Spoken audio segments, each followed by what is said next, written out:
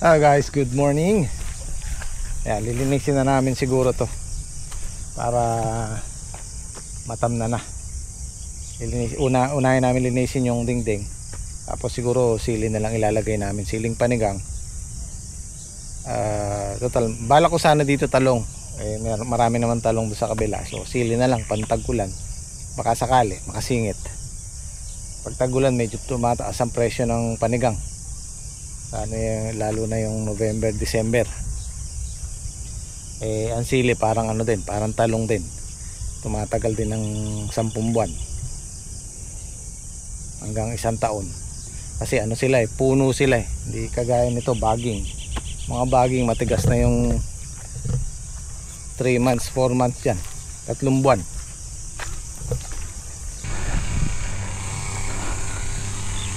Yan, katulad niyan, malinis na. Pwede nang, nagpatubig siya nung isang araw. Patutuyin lang ng konti, tapos papasukan na ng tractor yan. Para maitaas yung tudling. Malapit na po tayong maghalaw dyan.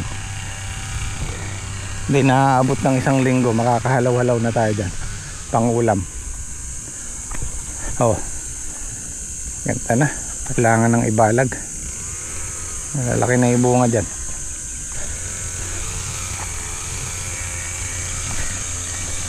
Compare natin dito sa Madam Ho. Yun Ayan, kagaya nung pag-grass cutter ni Dondon, aabutin niya ng 3 days.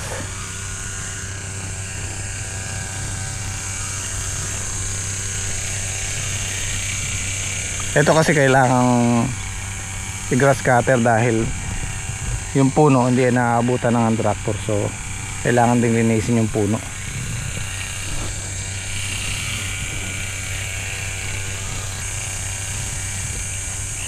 Ganda na yung resulta.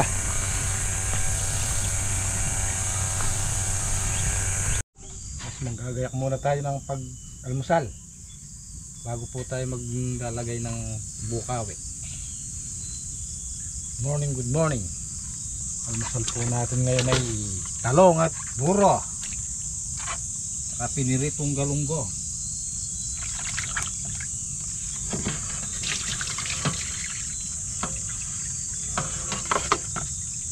Kaya anong ulam natin ngayon, pare?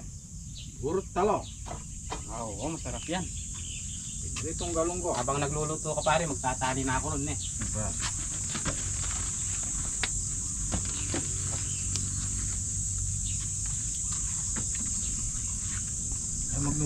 Mag-noodles ka pa. Ano ba yung lutong noodles Nag-ano ka ba na? Nagmaylo ako sa amin.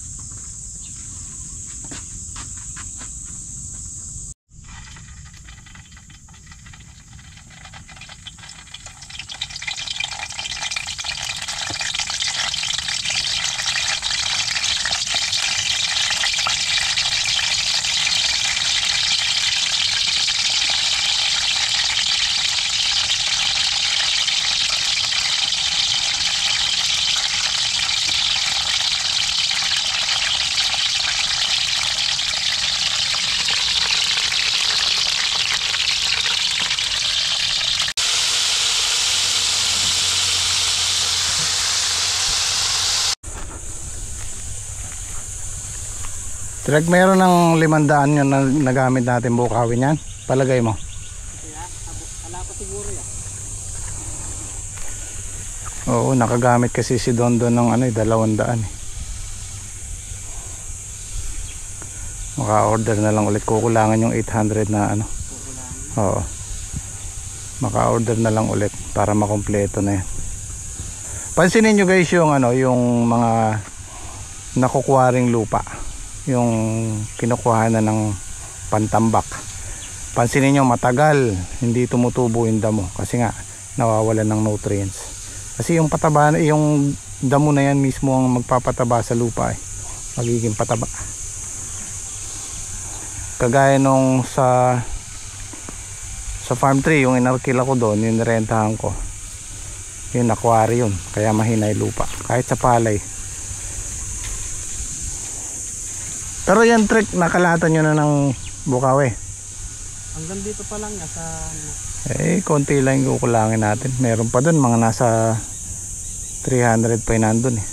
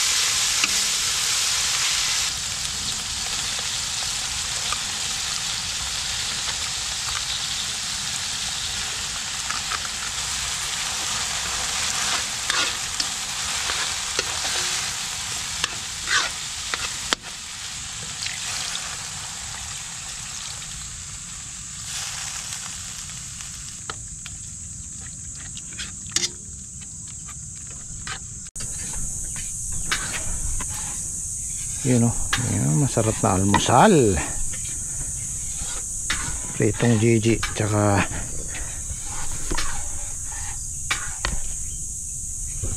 pritong talong, buro, yun o. Tsaka ang palaya. Meron, may naglaga ka. Yes. Yung kapaya. Okay. Ayan, masarap sa buro. Yung ampalayang ligaw yan eh.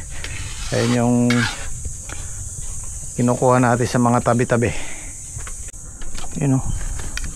Sika pa. Masarap yan. Oh. Sasawsaw mo sa buro. The best yan.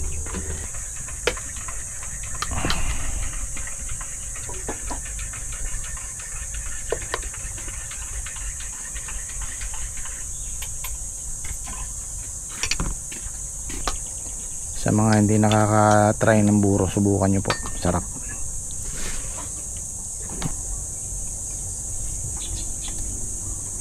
Pali.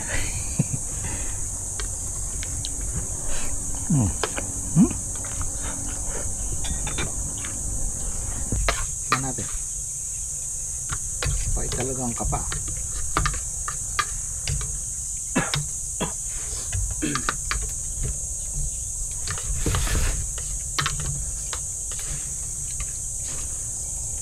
Mula sa butol pare. Na pare. Tinatanggal. Sakto lang trip. Sakto lang. Alasa din naman pala yung ano.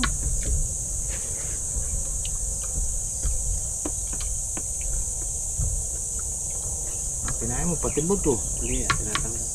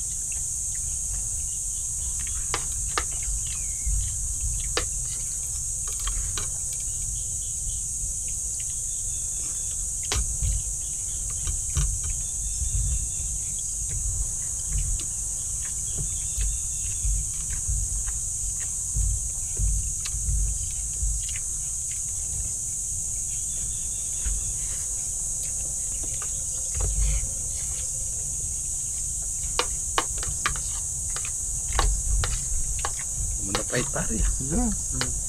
Unang tikim lang pare mabait. Pagka wala na.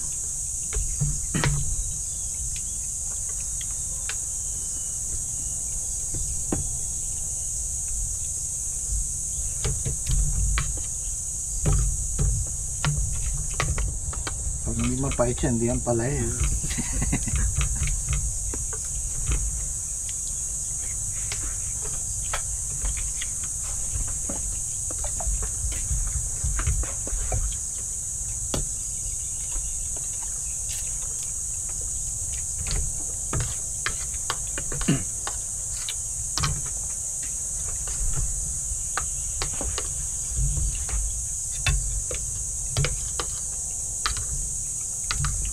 Sa Tagalog niya, ano tong kapa? Ewan ko. Ayan, oh. Masarap dyan.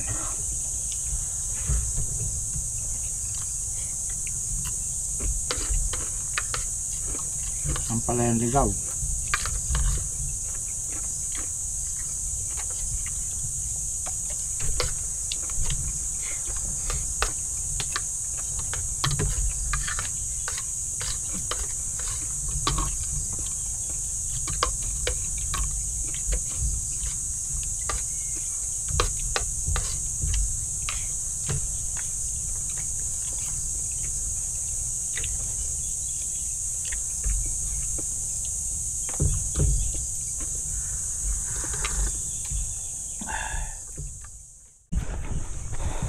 Pasadahan ko na to.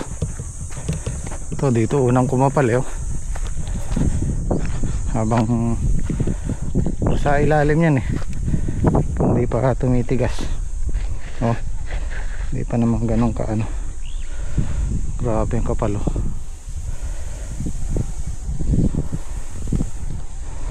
Kayang-kayang i-ball ng ano yun, kayang-kayang bunutin ng talim ng traktor yan.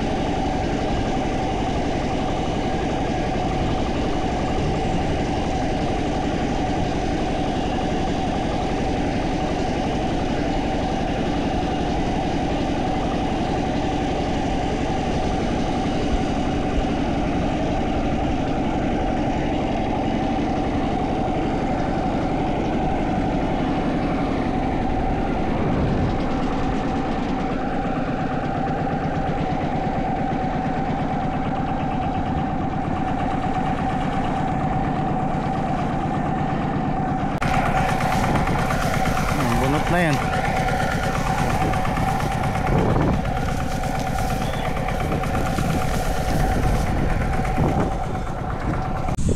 Ito yung di niya kayang kuhanin yung gilid. Di na niya kayang sasampa na yung gulong sa plastic molds eh. Dito sana yun yung pandukit. Kasi wala siyang ano, wala siyang adapter. Dito yung talim niya nun. Kalabaw talaga, ang the best yan. So plan B tayo. Kasi hindi madukot ng hand tractor itong nasa gilid ng plastic mulch eh. Okay naman sana kung meron siyang adapter na ililipat mo yung talim dito sa gilid para makuha tong gilid na to. So siguro papakalabaw na lang talaga natin. Wala tayong ibang option. Kalabaw kasi kaya niyang giliran yan. Tapos maganda pa yung magiging daan ng tubig. Sa plastic nakafocus yung tubig.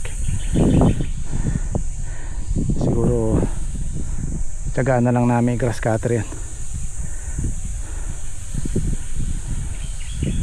Tapos yung kay Saldi kailangan ding maisalang ng panibago to kasi ano, kapal na yung damo. Tsaka naulanan na siya eh, wala siyang plastic na ulanan, so magko-compress yung lupa, masisiksik. Kailangan dyan ano, yung buhaghag. Buti sa amin naka plastic mulch kaya hindi na ano ng ulan, although umulan na malakas pero hindi nabasa yung pinakagitna niya kaya hindi yan nasiksik. Ito kay Saldi kailangan maisalang ng panibago. Unahin na namin tong tatam na, saka na natin asikasuhin yung damo. Importante makapagtanim tayo bago matapos tong buwan na to. Dali lang namang i-ano yung damo.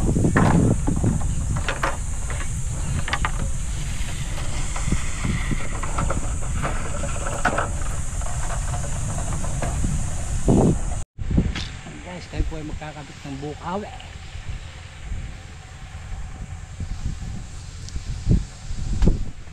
Lapit na pong mayari yung Rimpa.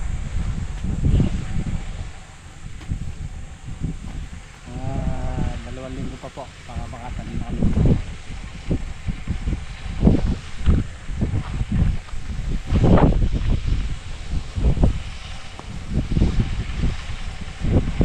Nabali, bumaksak.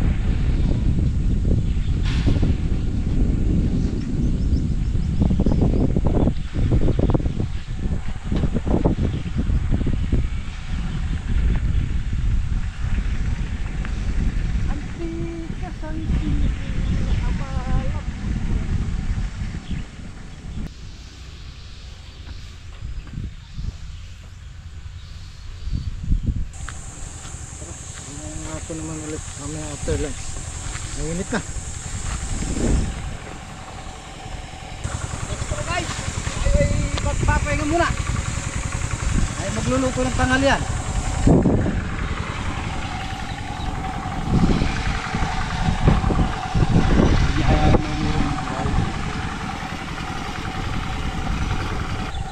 Move, let's go. Binuhay mo na lang pare. Binuhay mo na lang pare eh. Tao na lang para ulitin yung panero. Maganda.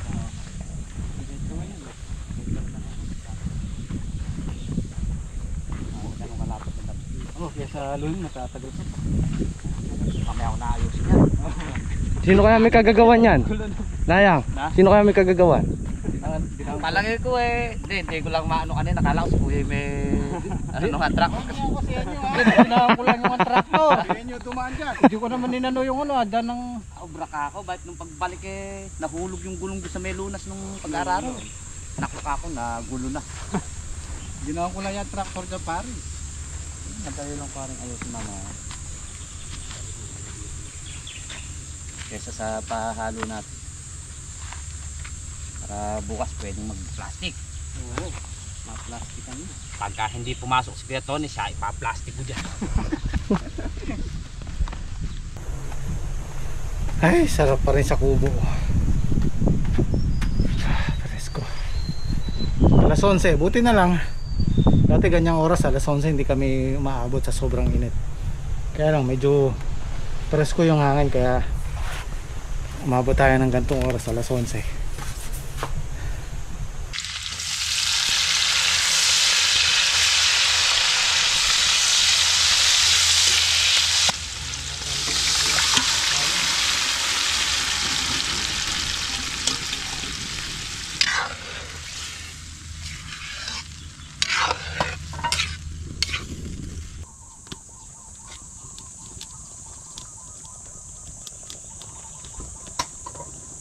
Tanghalian, balatong.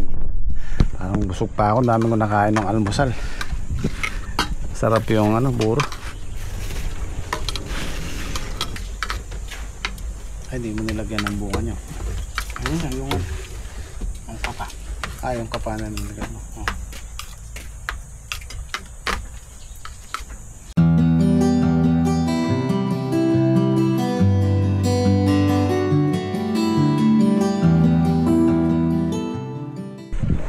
Ito na, naisalang na naisalde oh. Hindi niya binago yung kumbaga binasag lang niya. Mas parang gumanda pa lalo ngayon oh. dahil malalim yung dadaanan ng tubig.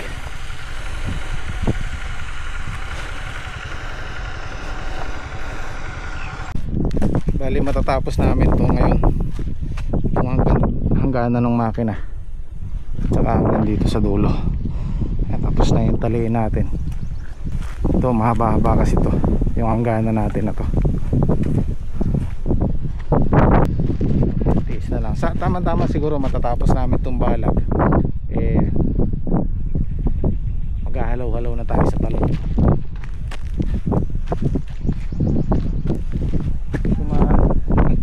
Hindi ko masipat yung ginagamit kong upuan pala, tre. Hindi ko masipat. Kailangan talaga pagka may tungtungan ka ganito, ano ba yung nakasalampak? No? Ano yung nakasalampak nyo sa Tagalog? Ayan, nakaganyan sa plastic mat sa tudling para masisilip kung hindi. Tapos sisilipin mo rin siya dito bago mo itali, you know.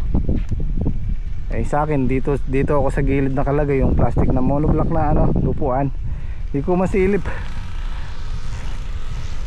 Baka mahirapan ka magtali. Kaya nga nabubuwal pa, nakakatakot. Ito okay na to. Ito siguro strike pag nakumpleto yung maghapon kaya natin to no? Kaya niya maghapon. Oo. Please konti na lang.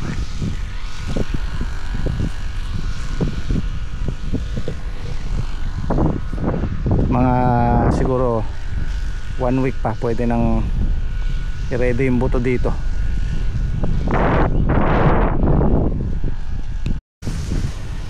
Ayan na yung kay Don Don, malinis na napagtsagaan nilang magtsuhin. Ganda ng tingnan. Sipag yung pamangkin niya, si Justin. Siya lang nagdamo niyan sa puno, mag-isa lang siya. Tapos si Don Don ang nag-grass cutter Silang dalawa lang, napagtsagaan nila. Ang napansin ko kasi sa gulay, sa totoo lang, pagka hindi mo sila laging binibisita, hindi mo sila laging pinupuntahan, hinahawak-hawakan, o basta kung ano man yung pwedeng gawin, damuhin, isprayan, patubigan, pag madalas ka nilang naamoy, para sa akin lang naman, sa experience ko, gumaganda sila pagka ganun. Pag lagi mo silang hinahawakan o binibisita. Pansinin nyo yung grafted namin doon, kasi yung talian naming grafted na yon, huli naming tinanim, ang magkasabay yung kay Saldi tsaka yung sa amin, sabay yun. So ngayon hindi naman totaling napabayaan, parang madalang kaming dahil busy dun sa kabila, parang nagtampo, hindi sila gumanda. Yun lang po ang obserbasyon ko sa gulay simula noon. Basta pagka hindi ka nakalusong ng 2 araw, 3 araw, parang nagtatampo rin sila. Ito, pansinin nyo yung kay Don Don, araw-araw yan, hinahaplos niya yan, ini-sprayan niya, ginagambol niya, kung ano man yung pwedeng gawin, basta lagi siyang nandyan. Tinutulugan niya pa yan. Pansinin nyo, ang ganda ng bulas. At saka hindi lang, maganda pang tingnan, may mga bunga na, marami ng bunga.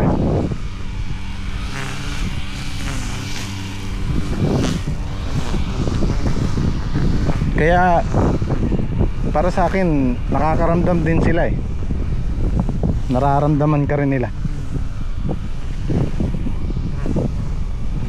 Ayan, yung kay Don Don mayroong yan TLC nga, kaya maganda yung bulas nila.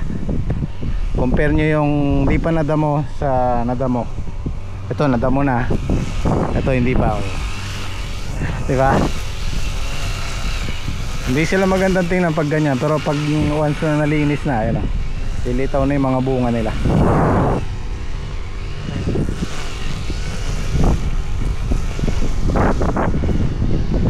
Hanggang bukas mayayari ni Don Don to.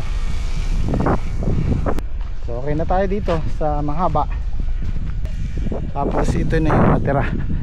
Ito 16 ba to? 17 na bagsak. Yan na lang, maiksi na lang yan.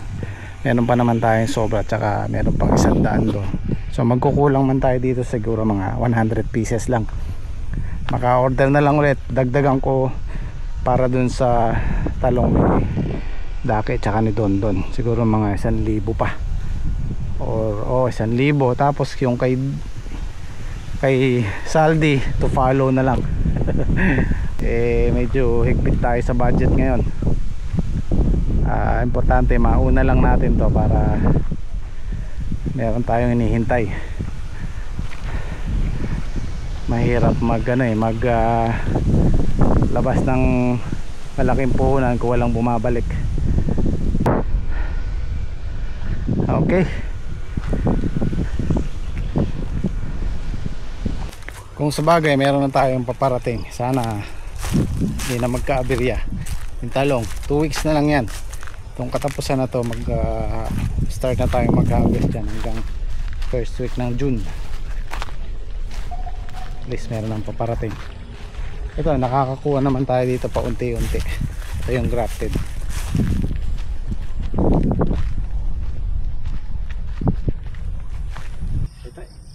Pangisa na yan. 1 year ago, nandun kami kila paring Ronald. Sila nagluto, tsaka si paring Denden, sila paring Reggie. Ngayon, birthday ngayon ni paring Ronald. Pare, happy birthday. Birthday boss Ronald. 50 years old na siya. 51. Okay. 51 years.